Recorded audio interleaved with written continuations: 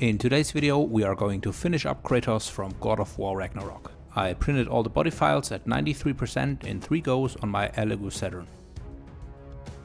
For the base I used my Creality CR10S. You can buy the model from KC Studio, link in the description. Before going down in my workshop I gathered a bunch of reference images to be as accurate as possible to God of War Ragnarök. However, most of the work happened before the game released, so it's obviously not 100% accurate. This guy definitely is the boss when it comes to painting leather. Okay, so grab yourself a beverage, it's going to take a bit, so let's get started. And we begin with the low-hanging fruits, his accessories. His knife was base coated with leather brown, and then I used burnt umber over that and dabbed away the excess to leave a nice weathering effect. Then I already started the detailing on the bone, rope and leather handle.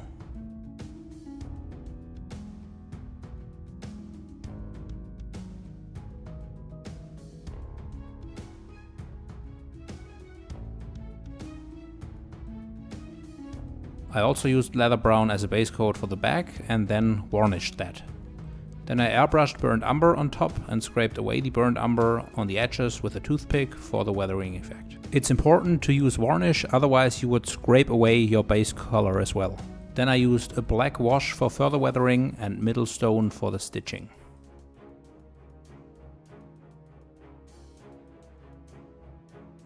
For his coin bag I used khaki as a base color, lightly misted it with burnt umber afterwards and then put a burnt umber wash over that.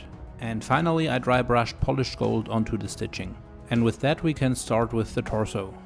I started with Vallejo Pale Flash, but I ran out of it, so I had to switch to Model Air skin color, which I don't like at all. Then I mixed light grey with glaze medium to cover Kratos' skin in the ashes of his family. But that came out too grey, so I mixed that white with light grey next. And that was a good enough starting point. Then I took 7 different colors, thinned down with water to sprinkle some life into the skin color with a brush. And I started with red. When the brush unleashes 2 large spatters, you can simply remove them with a Q-tip. After the red came blue, followed by yellow, and then the skin color slowly started to look like a strawberry Pop-Tart. Then came green, followed by burnt umber and light brown, and we finish with purple. Then I used dead white to knock the sprinkling down after I applied varnish. Dead white plus light grey, which I also used in the beginning, would probably have been better, but I simply forgot it. So only white it is. And after that another round of varnish to be prepared for the next step, which was washes. I started with red, then yellow, then blue and lastly purple.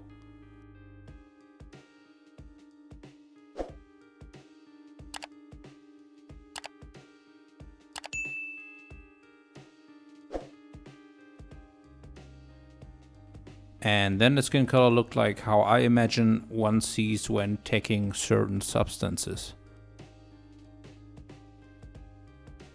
Afterwards I used wolf grey with glaze medium to knock the color down. The glaze medium reduces the opacity of the grey to make sure that the layer underneath is not completely covered up. And then another round of red mixed with glaze medium.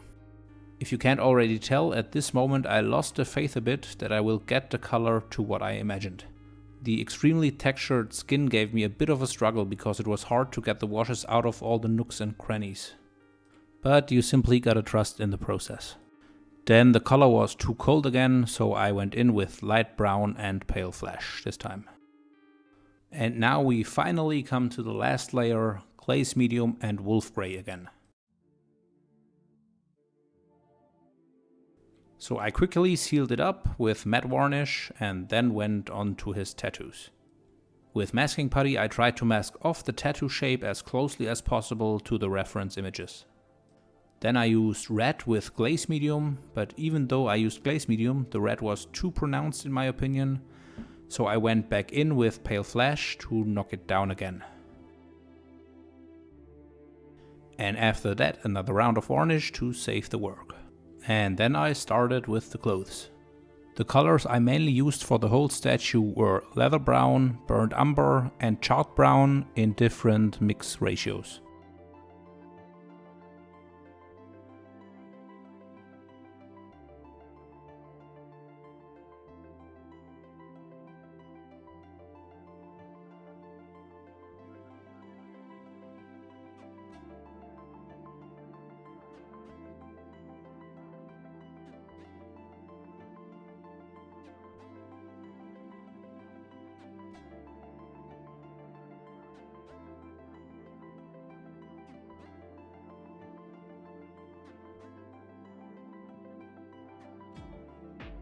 Once I was done with the main base colors, I started the detailing. For that I base coated all the metal parts black and then I used mud brown to highlight the stitches.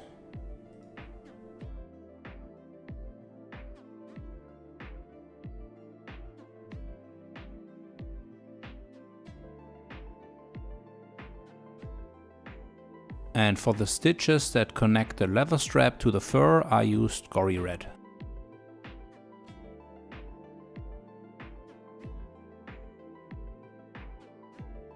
Then I jumped back to the face where I used black pastel for an eyeshadow and to blend in the beard with the skin color.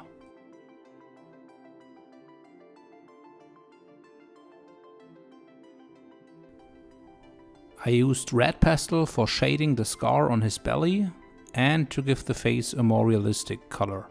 And I also painted the lips with it.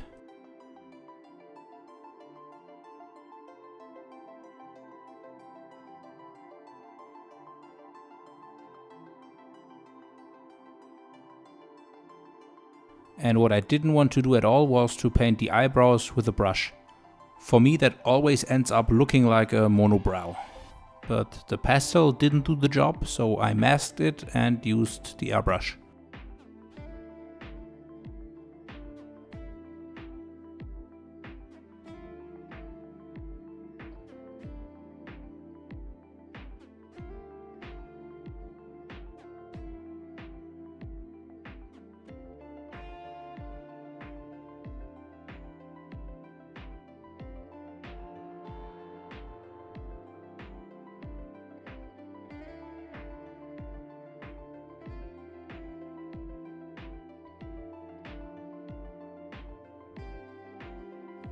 For the metal plate on his shoulder I mixed silver with brassy brass, but that turned out a bit too brassy, so I knocked it down with plain silver afterwards.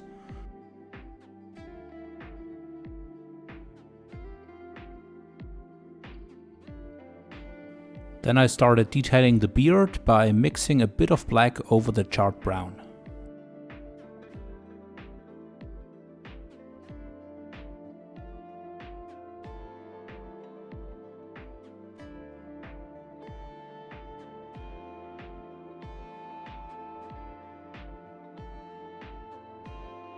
After painting the rivet silver, it was time for the eyes. That's a part I always hated in the past, but with my eye decals that you can also get in my Etsy store, it's so easy. And luckily there is a yellowish iris color that will work perfectly for Kratos. So I cut out 2 eyes with the hole punching tool, let them sit in water for a few seconds and then slided them onto Kratos' eyes.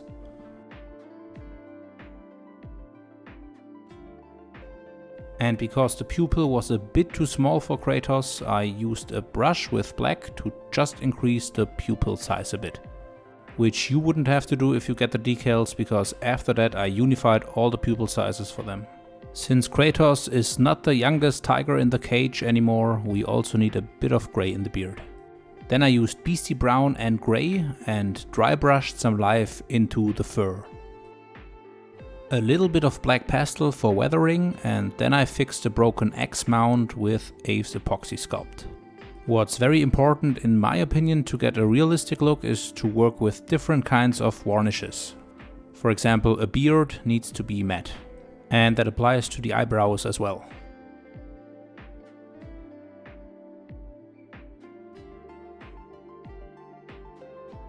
For the eyes, I think I put 5 layers of gloss varnish on top of each other.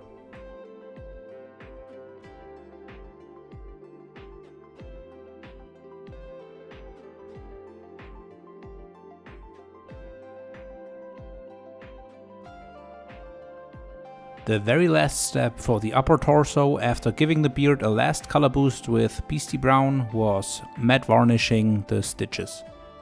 For the lower torso I used the same techniques. I did struggle with the color of the trousers though, since that didn't really come out that clear from the reference images I had. But maybe the color scheme that I had in the beginning is something you can use for your project, although mine will look different in the end. I just want to show you the full story of how I got to my final result. I started with a grayish base for the trousers and leather straps, and then I tried to paint a light brown over that to imitate dirt. But I ended up making it way too bright, so I knocked it down with black.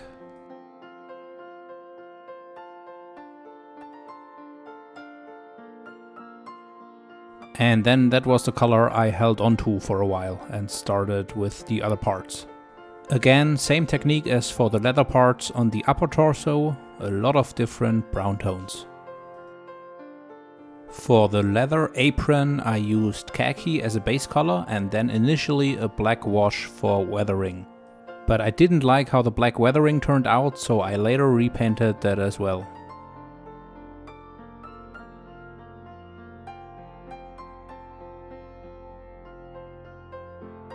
You can get a really good and realistic leather look if you put the darker colors thinned down with water to reduce their opacity over the lighter tones.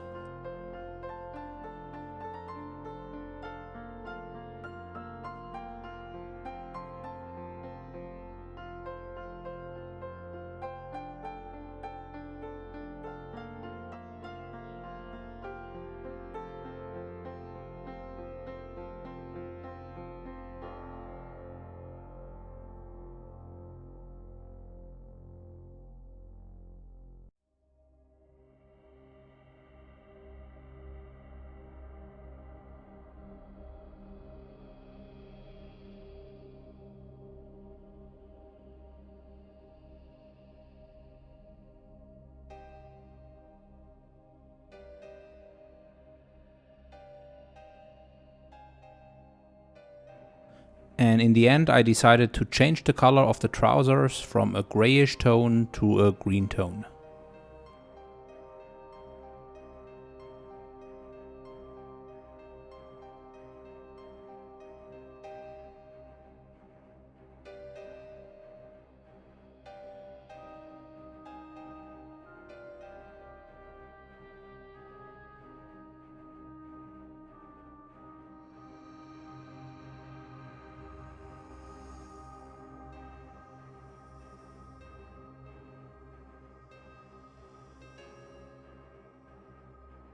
It also increases the realism of the leather look if you add a color difference on the edges to imitate some wear and tear.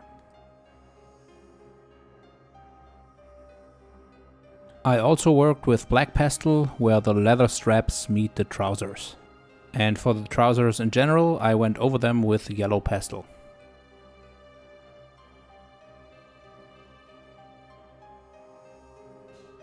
The last step was varnishing the trousers with a matte varnish so it looks more like fabric. Now that the main body parts are done, let's get the shield finished. As a base color I used Glorious Gold. Then I directly varnished that, and then I was able to paint the inside of the shield with charred brown and scratch away the brown from the indentations. And after that a variety of brown tones again.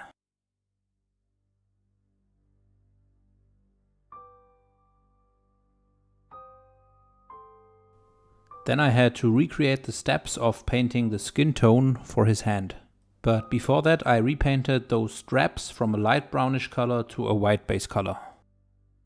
I used a red, blue and yellow wash for the skin color, then went over that with light brown followed by pale flesh. And then I used red and grey pastel for the final shading. To paint that dragon skin effect on the shield I used black makeup color and a Q-tip to tint all the scales black. And then I went in with Glorious Gold to paint single scale tips with the base color to lighten them up again. And the last step for the shield was to go in with a black oil wash to highlight all the details. If you want to know how to make that wash, check out my Wonder Woman video. For the Leviathan Axe, I started with a mahogany base coat for the handle and light grey for the head. My idea was to then dry brush over the grey with black to retain the grey for the insignia. Then I dry brushed over that with silver. And for all the leather parts, again different types of browns.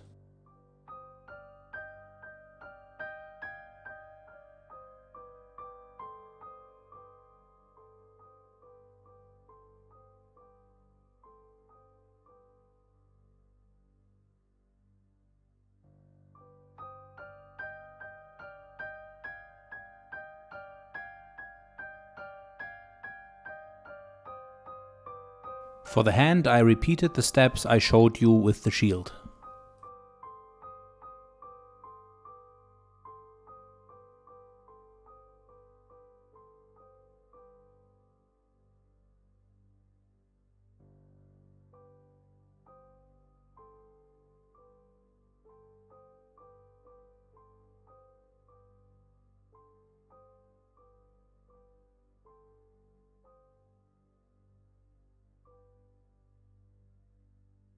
And because the insignia did vanish after all the dry brushing, and I saw at new reference images that the head is not completely silver, I revisited that as well.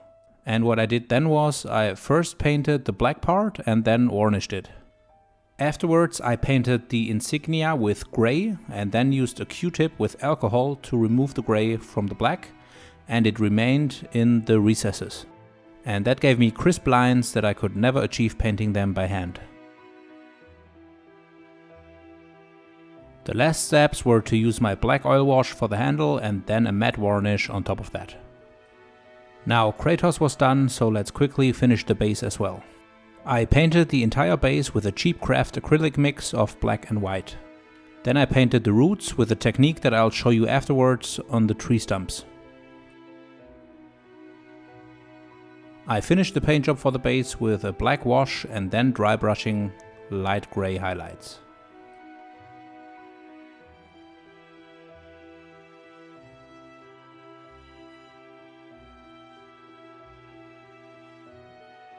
And then I pulled out the green stuff snow powder to hide all the remaining print lines. And now to more details about painting tree stumps. I started with BC brown, with which I was not really satisfied once it was dry. Then I loaded up my airbrush with light brown for the inner part of the stumps, and then it was brush only from here on. Here you can see the comparison between beastie brown on the right and light brown on the left. Then I used light grey over that. But that made it look pretty unnatural, so I put yellow olive over the light grey. Before and after comparison, left with yellow olive, right light grey. Second last color was burnt umber, which you can see here on the left. And then I thought, okay, it can only go worse from here, so I sealed it with matte varnish and then used a black wash as the final step. Then I painted the last details, namely the arrows and the hand in the tree stump.